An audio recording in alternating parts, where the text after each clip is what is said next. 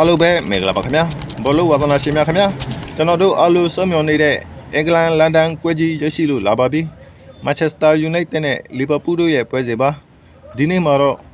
ကျွန်တော်အန်နာလက်တယောက်အနေနဲ့နှစ်သက်စလုံးရဲ့တဲ့တွေနဲ့ဖောင်းတွေကိုသိစိတ်သုတ်တတက်ဆက်ပေးသွားမှာဖြစ်ပါတယ်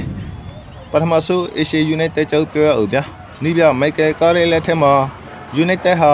4-2-3-1 formation ကိုအသားကျနေပါပြီကွင်းလယ်မှာကက်စနိုမီရိုနဲ့ expect ဒီရင်နဲ့ကိုဘီမီနူရဲ့ energy ကပွဲကိုကောက်ကောင်းပေါ်ထိုးလူနိုင်စွမ်းရှိပါတယ်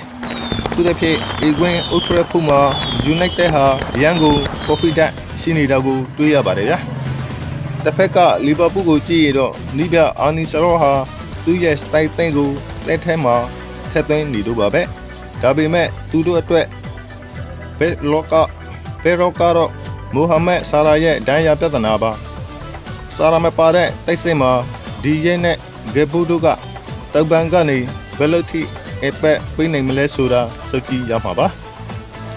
ဒီပွဲရဲ့ကစ်မန်အနေနဲ့ပြောရရင်ကွင်းလယ်မှာမဲအလက်စတာနဲ့ကိုဘီမီနူတို့ရဲ့ထိတ်တိုက်တွေ့ဆုံမှုပါပဲ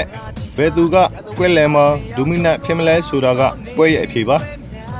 နောက်ပြီး United ရဲ့တိုက်စစ်မှုဘယ်ဂျမင်ဆက်စကိုကိုလီဗာပူးနောက်ခါလူဗန်ဒိုက်ကဘယ်လို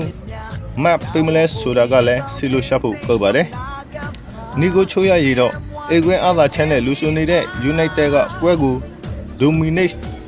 လုပ်သွားဖို့ရှိပါတယ်ကျွန်တော်ရဲ့ prediction က 2-1 ဒါမှမဟုတ် 2-0 နဲ့ United နိုင်သွားမယ်လို့ထင်ပါတယ်အကူတို့ရောဘယ်လိုထင်ပါသလဲဗျာcomment မှာရေးပေးသွားကြပါဦးဗျာအားလုံးကိုကျေးဇူးတင်ပါတယ်ကျွန်တော်ရဲ့ channel လေးကို subscribe လုပ်သွားပေးဖို့လည်းမမေ့ပါနဲ့ဦးဗျာ